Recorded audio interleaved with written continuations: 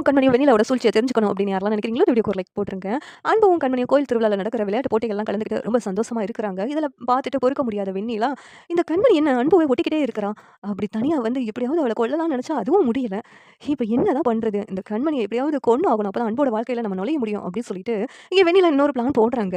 இன்னைக்கு நைட்டு நடக்கிற பூக்குழி திருவிழா தான் கண்மணிக்கு கடைசி நாள் அப்படின்னு சொல்லிட்டு வெண்ணிலா நாமளே களத்தில் இறங்க வேண்டியதான் அப்படின்னு முடிவு பண்ணுறாங்க. அப்போ எல்லாரும் பூக்குழியில் இறங்குறதுக்காக ரெடியா இருக்கிறாங்க. கண்மணியும் பூக்குழி இறங்குறதுக்காக நின்னுட்டு இருக்காங்க. அப்ப கண்மணிக்கும், இளமதிக்கும் பின்னாடி வெண்ணிலா வந்து நிக்கிறா.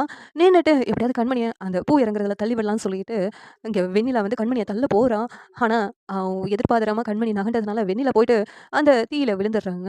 இங்க அன்பு, சிவகாமி வந்துட்டு "கண்மணி" அப்படின்னு சொல்லிட்டு கத்திக்கிட்டு இருக்காங்க. உடனே கண்மணி "எனக்கு எதுவும் ஆகலங்க" அப்படின்னு சொல்லிட்டு அங்க பார்த்தா அது வெண்ணிலா மாரி இருக்குது.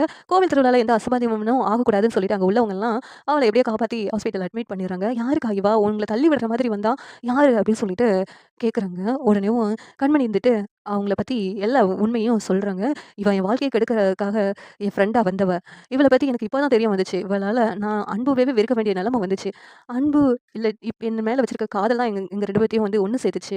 அப்படின்னு சொல்லிட்டு இவ பண்ண துரோகத்தெல்லாம் சொல்றாங்க கண்மணி. ஆனா இளமதி "இப்படியுமா இருப்பாங்க?" அப்படின்னு சொல்லிட்டு "இவ பண்ண தப்புக்கு தான் இப்படியெல்லாம் நடந்திருக்குக்கா" அப்படின்னு இளமதி சொல்லிக்கிட்டு இருக்காங்க. இந்த நேரத்துல வெண்ணிலா இங்க இருக்கிறானா? இதுக்கு முன்னாடி உன்ன கொல்ல முயற்சி பண்ணதும் அவளா தான் இருக்கணும் கண்மணி. எனக்கு என்னமோ அவ மேல சந்தேகமா இருக்கு அப்படின்ட்டு இங்க சொல்லிக்கிட்டு இருக்காங்க. அன்பு இருந்துகிட்டு.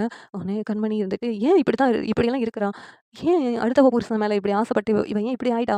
அப்படின்னு சொல்லிட்டு கண்மணி ரொம்ப வருத்தப்படுறாங்க. சிவகாமி இருந்துட்டு, "சில திருந்தாத ஜென்மங்க என்ன சொன்னாலும் கேட்க மாட்டாங்க கண்மணி" அப்படின்னு சொல்லிட்டு சொல்லிக்கிட்டு இருக்காங்க. இந்த நேரத்துல எல்லாரும் சந்தோஷமா இருக்க வேண்டியது.